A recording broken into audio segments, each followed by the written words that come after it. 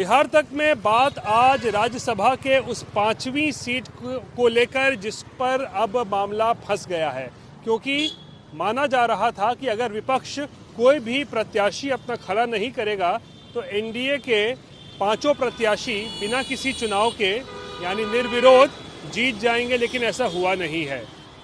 RJD ने अमरिंदर धारी सिंह का नामांकन कल करवा दिया, यानी कि अब 5 सीटों पर 6 प्रत्याशी हो गए हैं। तो ऐसे में चुनाव होना अब लाजमी है और चुनाव 16 मार्च को होना है। अब जब अमरिंदर धारी सिंह खड़े हो गए हैं आरजेडी के टिकट पर, तो राह किसकी मुश्किल हुई है एनडीए में, यानी कौन सा वो एनडीए का प्रत्याशी है जिसकी राह अब बहुत मुश्किल हो गई है। कुछ भी हो सकता है। वो है राष्ट्रीय लोक मोर्चा के राष्ट्रीय अध्यक्ष उपेंद्र कुशवाहा। तो उपेंद्र कुशवाहा एक तरफ है 5वीं सीट पर, दूसरी तरफ अमरिंदर धारी सिंह है और एक पार्टी है असदुद्दीन ओवैसी की AIMIM। जिस किसी के तरफ भी जाएगी ना वो जीत जाएगा, उसकी जीत हो जाएगी। तो वोट आखिर पड़ेगा किस तरफ, किसको MIM वोट करेगा, ये तमाम चीज़ें जो है इस वक्त चर्चा का विषय बना हुआ है। और आदिल हसन हमारे साथ मौजूद हैं, MIM के बड़े ट्रस्टेड सिपा सलार हैं। क्या सिपा सलार महोदय, ये बताइए कहाँ जा रहे हैं? बड़ी मांग अभी दोनों तरफ से हो रही होगी। कुशवाहा जी का फ़ोन आया हुआ है कि नहीं? नहीं, मांग तो हो रही है। अल्लाह का करम है, बैरिस्टर असदुद्दीन ओवैसी साहब, अख्तर साहब, सीमांचल की आवाम, इंजीनियर आफ्ताब साहब, सभी का आज अल्लाह ने इज्जत दिलाई है कि आज सब लोग फ़ोन कर रहा है। आज उपेंद्र कुशवाहा जी को भी MIM याद आ रही है, क्योंकि 2020 में हम ही ने उनको मुख्यमंत्री प्रोजेक्ट किया था। और आज अफसोस हो रहा है कि तेजस्वी यादव को बात करने में दुश्वारियां होती है, ये अफसोस होता है।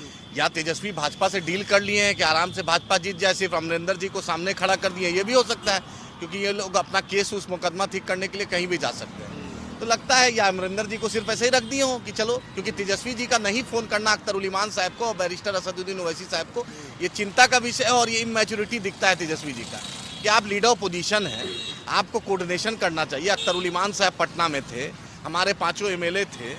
MIM एक आज मजबूत आवाज़ है सीमांचल की, और MIM के बिना कोई नहीं जीतेगा। और विपक्ष को जीतने के लिए MIM के बिना वो जीत ही नहीं सकता। और भाजपा के खिलाफ सबसे मुखर आवाज़ बैरिस्टर असदुद्दीन ओवैसी साहब की है, अख्तर उल ईमान साहब की MIM की है, और उसको आप संपर्क नहीं किए। आपने अख्तर उल ईमान साहब को बुलाया, अच्छी बात है, और अख्तर साहब ने अपनी बात भी रखी कि आप MIM को साथ दीजिए, लेकिन आपने उसके बाद चर्चा नहीं की। और एक चीज़ आपने किया कि एक बिहारी ही कैंडिडेट को दिया, बाहरी जो मुंशी मैनेजर आपका था उसको नहीं दिए आप। ये आपने एक बात सुना। बार बार मुंशी मैनेजर तो क्या कीजिएगा? जिसको भेजते हैं ये शरद यादव जी अपना छोड़ देते हैं, उनको आप राज्यसभा नहीं देते हैं। किसी बिहार के बेटा को नहीं देते हैं, अशफाक करीम साहब की जगह पर दूसरे को दे देते हैं। 18% वोट देगा मुसलमान, आप राज्यसभा किसी मुंशी मैनेजर को जो आपका फेसबुक लिखे, ट्विटर लिखे, आपका इंस्टाग्राम लिखे, उसको दे देते। ऐसा नहीं ना होगा, बिहार के लोग को जाना चाहिए ना। शरद यादव जी जिंदगी चलेगा, उनके परिवार में से दे देते। आज तक राजद ने किसी दलित को राज्यसभा नहीं भेजा है, आपने अशफाक करीम साहब की जगह दूसरे को भेज दिया। क्यों भाई? तो हमारा मांग है कि सीमांचल का बेटा था, सीमांचल के किसी बेटा को देते। अख्तर उल ईमान साहब ने प्रस्ताव भी रखा था कि MIM को मौका दीजिए। और याद रखिए 2028 में भी मेरे दरवाजे पे आना पड़ेगा, 2030 में भी मेरे दरवाजे पे आना पड़ेगा। MIM का दरवाजा हमेशा आना पड़ेगा। उस पे आएंगे अभी आदिल से बात करते हुए। संख्या बल अगर हम आपको बता दें तो एनडीए के पास जो है 5वां प्रत्याशी जिताने के लिए 3 जो है वोट कम है, यानी 38 उनके पास है, और किसी भी प्रत्याशी को जीत के लिए 41 वोट चाहिए। तो 3 सीट कम एनडीए के पास है, 3 वोट कम, माफ़ कीजिएगा, 3 वोट कम एनडीए के पास है। महागठबंधन की बात करें तो महागठबंधन के पास कुल 35 हैं। अगर 5 इसमें MIM का जोड़ दीजिए तो 40 होगा, और एक BSP अगर समर्थन करता है तो 41 होगा, और तो जीत होगी। यानी किंग मेकर की भूमिका में MIM है। MIM एनडीए को अगर वोट करे तो एनडीए जीत सकता है।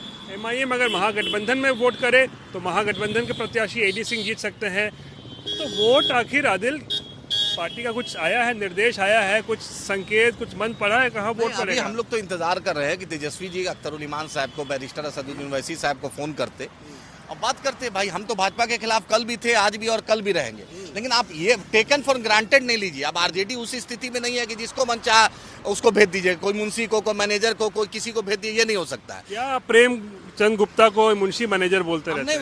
उससे पहले भेजे हैं। इनका ट्विटर में जो लिखता था संजय यादव को भेजा इन्होंने।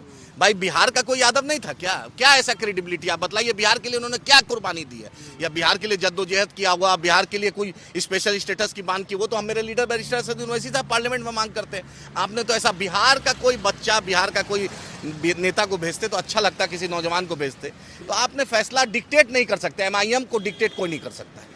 तो आप बता रहे थे 26, 28 और 30 ये हर 2-2 साल पे जी आरजेडी को MIM के दर पे आना ही पड़ेगा। आना ही पड़ेगा इंशाल्लाह। और उसके बाद भी, अब इसके बाद ये सीमांचल ही नहीं, बिहार के लोगों ने ये फैसला ले लिया है कि MIM को 20 में जिताया, फिर 25 में जिताया। ये फैसला ले लिया है कि सीमांचल में ही नहीं, बिहार में MIM मजबूत हो गई है और बैरिस्टर असदुद्दीन ओवैसी साहब दारुसलाम का दरवाजा पे आना ही पड़ेगा। आप लोगों ने सोच लिया है कि 2030 तक आरजेडी का कोई MP राज्यसभा में नहीं रहेगा। ये नहीं सोचा हमने। आप दारुसलाम में आइए, हम आपके समर्थन के बिना कोई नहीं ये रहेगा। तय है। ये सीमांचल की आवाम ने हमारी जद्दोजहद, बैरिस्टर असदुद्दीन ओवैसी साहब की क़यादत नहीं है, ये मेहनत का नतीजा है। हम इनके दरवाजे पे गए थे, पानी तक नहीं पिलाए थे, आपने देखा था। और हमने, मेरे दरवाजे पे आइए, इस्तकबाल, इंदिरा जी भी आई थी दारुसलाम, आप भी आइए, हम आपका इस्तकबाल करेंगे, लेकिन आना पड़ेगा। अब वो परिस्थिति आपकी नहीं, पूछता भी नहीं है, पूरा ढोल नगाड़ा लेके लालू जी के घर आप गए हुए इसलिए थे। तो आज अल्लाह ने दिन बदला है ना। आज तो परिस्थिति बदली है ना सर हमारी। तेजस्वी ने तो कुछ मुलाकात की थी हाँ, अख्तरुल इमान से विधानसभा के बीच में, कुछ बात हुई थी। बात हुई थी। अख्तर साहब ने प्रपोजल रखा कि MIM को मौका इस बार दीजिए, फिर आप 28 में 30 में मौका लीजिएगा। लेकिन उसके बाद उधर से कोई जवाब नहीं आया ना। आपने नॉमिनेशन के बाद उधर देखिए, तेलंगाना में बैरिस्टर असदुद्दीन ओवैसी साहब थे, तेलंगाना के चीफ मिनिस्टर, और वहाँ के लीडरशिप ने मुलाकात की। और उसके बाद तेलंगाना में मेरे MLA गए, वहाँ के राज्यसभा चुनाव में, वहाँ के नॉमिनेशन में मेरे MLA गए, बलाला साहब गए, जुल्फिकार साहब गए। तो जब वहाँ जा सकती है कांग्रेस पार्टी की मैच्योरिटी देखिए, कांग्रेस पार्टी ने वहाँ जाना कि बिना असदुद्दीन ओवैसी साहब के, बिना MIM के, बिना अकबर ओवैसी साहब के वहाँ पर राज्यसभा कांग्रेस नहीं जीत सकती है। कांग्रेस ने इनसे बड़ा मैच्योरिटी दिखाया। वो एक नेशनल पार्टी है और ये एक रीजनल पार्टी है। तब इनको ये बात नहीं समझ में आ रही, आखिर कौन इनको समझाता है, इनका एडवाइजर कौन है जो चाहता है कि मतलब 25 से भी बदतर स्थिति में चले जाए। अरे इतनी तो होना चाहिए कि आप लीडर पोजीशन का पद बहुत बड़ा होता है, आप सबको बुलाइए, उनसे बात कीजिए, स्टेक होल्डर से बात कीजिए। बसपा के भी जो विधायक हैं उनसे भी अभी तक राजद के लोगों ने, तेजस्वी जी ने बात नहीं की, उनसे भी अख्तरुल इमान क्या चाह रहे हैं कि अख्तरुल इमान को ही प्रत्याशी बनाएं और तेजस्वी समर्थन करें? नहीं, अब तो नॉमिनेशन का डेट खत्म हो गया, लेकिन आपकी चाहत यही थी। हाँ, हमारी यही थी। नहीं, ये तो फैसला बैरिस्टर असदुद्दीन ओवैसी साहब करते कि किसका नाम जाता, लेकिन ये हमारा निजी राय था कि अख्तरुल इमान साहब सीमांचल का बेटा है, बहुत कम वोट से लोकसभा हारा था, सीमांचल का प्रतिनिधि होता। 20-25 साल से सीमांचल का कोई राज्यसभा नहीं गया है। तो अख्तर साहब जाते, MIM के लोग जाते तो एक हिम्मत होती, उच्च सदन में MIM की नुमाइंदगी होती तो हमें हौसला बढ़ता। हम सीमांचल की वकालत मजबूती से करते हैं। 26 में प्रेमचंद गुप्ता का टेन्योर खत्म हो रहा है, AD सिंह का भी समाप्त हो रहा है। अब वापस AD सिंह जाएंगे कि नहीं RJD से, ये तो आप पे निर्भर करता है।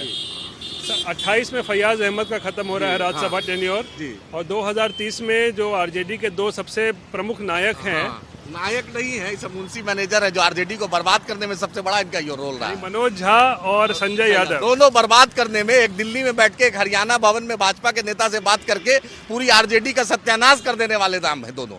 जो मनोज झा जी के बूथ पर भाजपा को वोट मिलता है और संजय यादव अपना वोट नहीं दे सकते बिहार में अराजक को, उस आदमी को इन लोग राज्यसभा भेज रहे हैं अशफाक करीम साहब की जगह पर या दूसरे बिहारी की जगह पर। तो ये बिहार की जनता ने दिखा दिया ना। आप 25 सीट पर भी अगर नहीं समझेंगे, एक सीट कम आता तो लीडर पोजीशन नहीं बन पाते। यानी कि 2030 में संजय यादव हो या फिर मनोज झा, वो दोनों का भी जो है कार्यकाल समाप्त हो जाएगा और आपके समर्थन के बिना वो दोनों भी वापस नहीं जा सकते। ये तो सीमांचल के अवाम ने कहाँ फंसा के रख दिया RJD को। ये तो अल्लाह का करम है। 5 की संख्या में ही आप लोग बड़ा खेल 5 साल तक खेल। किस्मत कम था, 6 भी जीत रहे थे, बलरामपुर और ठाकुरगंज भी जीत रहे थे, 3000 वोट से हारे। आने वाला देखिएगा, अररिया भी जीतेंगे, कस्बा भी जीतेंगे, प्राणपुर मनिहारी भी जीतेंगे, बरारी भी जीतेंगे। बहुत कम वोट से हम हारे हैं, 10-15 हजार। मान लीजिए RJD को वोट कीजिएगा, AD सिंह का फैसला बैरिस्टर असदुद्दीन ओवैसी साहब करेंगे। इसका क्या लेकिन है कि क्योंकि बात आप लोग चाह रहे थे तेजस्वी से हो, तेजस्वी बात नहीं कर रहे हैं, तो मैं ये मान के चलता हूँ कि चलिए आप लोग तब उधर आप लोग नहीं कर सकते। नहीं सुनिए, वो नहीं कर सकते हैं, लेकिन बाइकआउट भी हम कर सकते हैं। हमारे लिए दोनों हमारी समझ स्पष्ट कर देता हूँ, क्योंकि तेजस्वी बात नहीं कर रहे हैं, आप लोग को तकलीफ है कि भाई तकलीफ है कि बात नहीं हो रही है। बात अगर करते तो सोचा जा सकता था। आप मेरे दावत में मैं ये मान के चलता हूँ कि अगर बातचीत नहीं होगी तो आप लोग वोट नहीं कीजिएगा, ये भी हो सकता है। ठीक है, उपेंद्र कुशवाहा को वोट कीजिएगा। उपेंद्र जी फोन किए थे, लेकिन वो भी 5 साल बाद याद आया उनको MIM। क्योंकि बैरिस्टर असदुद्दीन ओवैसी साहब ने खुद पहली बार कुशवाहा समाज का बेटा को, एक कुशवाहा के बेटे को चीफ मिनिस्टर प्रोजेक्ट किया था, जिसके चलते उनको इतना वोट भी पूरे बिहार में आया। उन्होंने सबसे ज्यादा चुनाव भी मजबूती से लड़ा था। एमआईएम का बहुत योगदान था। ओवैसी साहब ने कैंपेन भी उनके लिए 2-2 दिन किया था कैंपेन, लेकिन उसके बाद उन्होंने उस तरह दिल नहीं दिखाया। आज चुनाव जब राज्यसभा का संकट आया तो एमआईएम याद आई। चलिए, तो उपेंद्र कुशवाहा से भी दिल नहीं मिलाया उन्होंने, और तेजस्वी दारुल सलाम जा नहीं रहे हैं, तो कैसे किसको वोट दीजिएगा ये तो भाजपा को बताइए। भी नहीं देंगे, ये भी आश्वस्त रहिए। अरे तो आप बीजेपी को भी वोट नहीं दीजिएगा, आप आरजेडी को भी वोट नहीं दीजिएगा, तो 5 विधायक आपके करेंगे क्या? करेंगे जो बैरिस्टर असदुद्दीन ओवैसी साहब फैसला लेंगे वही करेंगे इंशाअल्लाह ताला। वोट करेंगे कि नहीं करेंगे? वही बैरिस्टर साहब जो बोल देंगे, करो ना करो, नोटा करो, जो बैरिस्टर साहब बोलेंगे तब तो कहीं तो करिएगा। जो बोल देंगे वो मानना है। लेकिन अगर एब्सटेन भी कर सकते हैं, यानी वोट नहीं दें। बैरिस्टर साहब का जो फैसला लेगा वही एमआईएम के 5 विधायक मानेंगे। ये फैसला तय है, अटल है। नहीं, तो अगर आप लोग वोट नहीं करते हैं तो इसका सीधा सीधा फायदा तो फिर एनडीए को मिल जाएगा। देखिए, हम किसी का बंधुआ गुलाम नहीं है, किसको फायदा मिले नहीं मिले हमारे लिए। आरजेडी अगर टैक्टिकल अंडरस्टैंडिंग बीजेपी से कर ली है कि सिर्फ एडी सिंह बली के बकरा बन जाए, खाली एक कैंडिडेट बन जाए, क्योंकि लगता है कि आरजेडी को इतना समझ होना चाहिए कि 41 वोट के बिना जीत असंभव है, तो आपने सबसे इंपॉर्टेंट कड़ी को अप्रोच नहीं किया। ये दिखाता है कि शायद बीजेपी से तेजस्वी बात कर लिए हों। ये भी एक है। राज्यसभा का रूल बुक आपको ही मालूम होगा।